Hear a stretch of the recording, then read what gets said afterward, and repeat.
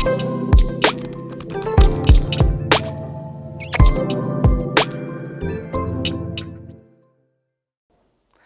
그러면은 AP Computer Science A에 대해서 과목 설명드릴게요.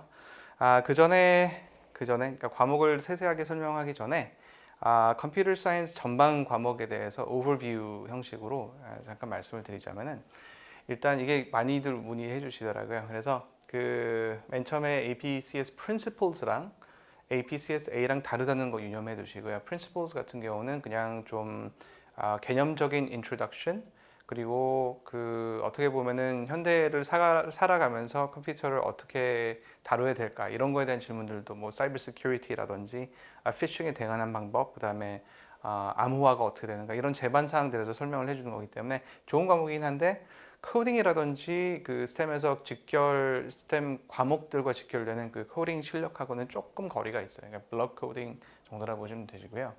그래서 사실 이제 메이커스에서 프린시플은 여름방학 때는 거의 듣는 학생들이 없어가지고 사실 초등학교 때 스크래치 공부한 걸로 충분하더라고요. 그래서 일단 저 정도는 그냥 그 개인 수업 문의가 있으면 진행하는 정도로 하고 큰 강의는 여름방학에는 개설되지 않아요.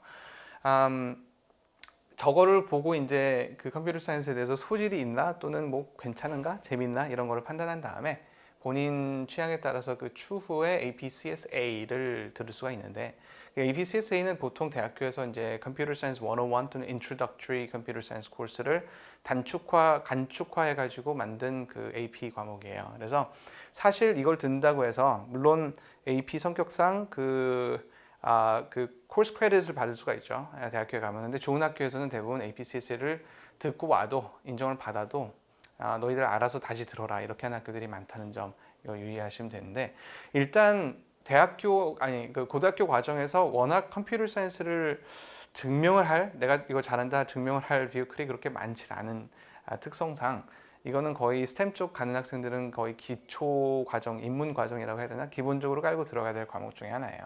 그래서 APCSA는 크게 코스워크와 그다음 이제 Data Structure Intro 여기 살짝 그 묶여서 이제 APCSA Plus라고 이번 해부터 이제 들어갈 텐데 그런 이제 봄방학 때 되면 테스트 레디 겨울방학 거쳐서 봄방학 때쯤 요 과목들을 해서 이게 스위트로 이제 제공이 될 거예요.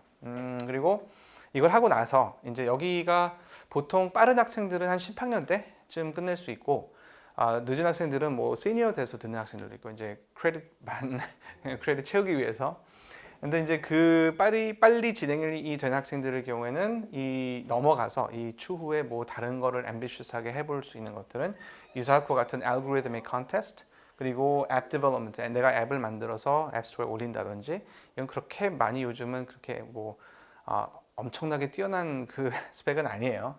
옛날에는 한 2000년도 중반 때쯤에는 굉장히 선호를 했지만 AI랑 데이터 사이언스 이쪽은 사실은 하면 좋은데 공부할 게 좀 많아요. 그리고 기저 이론들을 공부하려면은 calculus, multivariable calculus랑 algebra, linear algebra까지 해야 되기 때문에 사실 그렇게 만만하게 볼 건 아니고 요즘도 만만한 레벨은 별로 쳐주지 않고 높이 올라가려면 어렵고 이런 것들이라서 조금 그 두 개가 다 장단점이 있어요. 유사코 같은 경우는 유사코 많이 있는 게 아니라 뭐 구글 코드 잼이라든지 코드 포스즈 이런 사이트 같은 데서 알고리즘의 컴피티션이 굉장히 많아요.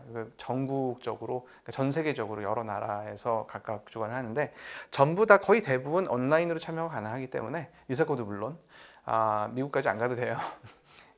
비행기표 언제 예약해야 되냐고 물어보시는 분들이 계시는데 아니 그냥 한국에서 충분히 가능합니다. 그래서 이런 그 알고리즘의 컴피티션 이런 것들을 이 이후의 단계로 그러니까 어떻게 보면은 이게 뭐 calculus BC, AB 이런 역할을 해준다면은 얘는 이제 AMC 역할이죠. AMC나 AIME 유사코를 하고 나서 올림피아드를 들어간다면 그게 AIME보다는 조금 까다로운 게 되겠지만 하여튼 그 정도 수준이라고 보시면 되시고요.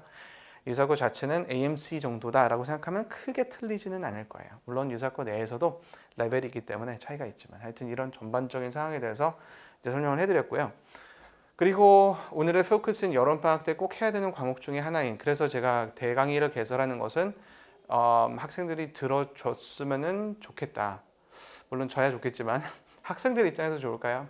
학생들의 입장에서도 학기 돌아가서 뭘 배울지 모르잖아요. 그러니까 그 컴퓨터 사이언스 이거를 물론 APCSA라든지 특히 AP를 듣는 학생들은 반드시 듣는 게 좋겠죠. 선행을 하는 게 의외로 코딩을 많이 해본 학생들도 여기서 모르는 것들이 많이 나오는 것 중에 하나예요. 코딩을 많이 해봤다. 나는 파이썬 2년 했어. 나는 뭐 자바스크립트로 뭐 프로그램을 한 3년 정도 계속 on and off 했어. 이런 학생들도 자바를 들어가서 제대로 된 랭귀지를 배우지 않으면은 OOP 프린시플 같은 데서 막 막히고 그래요. 그러니까 중요한 마일스톤이라고 볼 수가 있어요.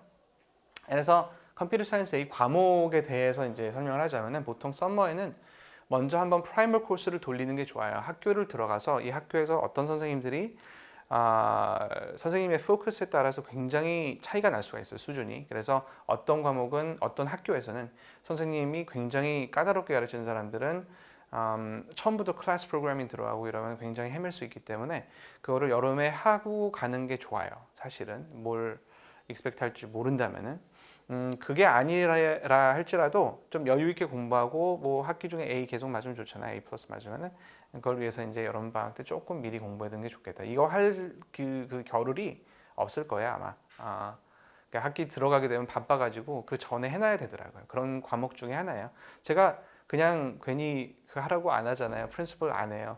유사 코드 사실 여름 방학 때는 올해부터 뺐어요. 개인 수업 빼고는. 그래서 사실 이거는 꼭 하는 게 좋겠다고 생각해서 놔둔 거예요. 어쨌거나 그래서 그 코딩 경험은 좀 별개고 왜냐하면 얘네들이 알고리드믹 컴피티션에서 가는 거를 그거의 기초 단계라고 보시면 돼요. 그래서 그냥 코딩을 하고 뭐 화면에 뭐가 움직이고 이런 거를 매니저할 수 있는 이런 능력을 보는 게 아니라 mathematical problem을 어떻게 모델링을 하고 그걸 내가 어떻게 솔브할 건가 이거에 대한 기초 초석을 마련하는 거예요. 그래서 상당히 그 컨셉이 여러분들이 생각하는 거랑 다르다고 볼 수가 있어요. 어쨌거나 그게 돼야지 학기를 해피하게 보내고 그래야지 윈터가 여유가 있어지고 그래야지 스프링의 결과가 좋다 뭐 이런 건데 사실 잘하는 학생들은 그 별 어려움 없이 그냥 5점이 나오기도 하는데 개인차가 되게 심하다 뭐 이렇게 보시면 되겠어요. 다시 말해서 친구가 나 이거 그냥 3주 FRQ 문제 조금 보고 나서 5점 나왔어 이렇다고 해서 여러분들한테도 그럴 거라는 생각은 하지 마세요.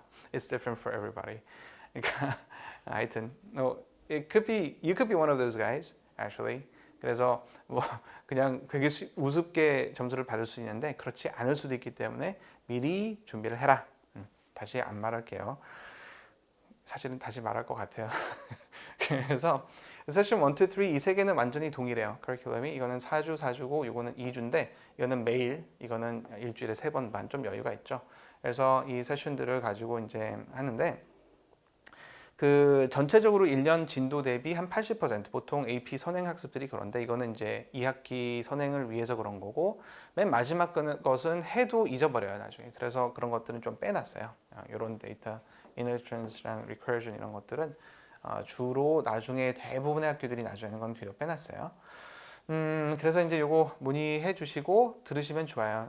again 이건 다 독립적인 거기 때문에 이거 듣다가 만약에 끝에 거를 못 들었다 그럼 여기 와서 나머지 못 들은 거 보충한다든지 이런 식으로도 가능해요. 그러니까 스케줄에 맞춰서 이제 들어주시고 자 다음에 이제 강의 특징 이번에 조금 강의를 살짝 스텝업 시켜가지고 프랙티스를 굉장히 많이 할 예정이에요. 그래서 이제 연습을 많이 해야지 아무래도 이해를 해야 되는 컨셉들이 다 연습이 많이 되기 때문에 assignment based concept narration 뭐 말은 그럴듯한데 뭐냐면은 그 assignment라는 것은 목적 지향적이어야 돼요. 내가 뭐를 하는지 알고 이걸 하기 위해서 어떤 알고리드믹 메커니즘을 사용해야지 문제를 풀 수 있을까. 항상 이거를 목적을 가지고 접근을 해야지 이게 웨이스트가 안 되더라고요. 그래서 이런 것을 주로 스토리 라인으로 갈 거고 그다음에 특히 그 매번 할 때마다 물론 매일 이게 안 나가는 날도 있을 수 있는데 설명이 많은 날 같은 경우는 대부분은 그날 공부했었던 건 알고리즘들을 여기서 그레이딩이랑 리포팅이 충분히 되고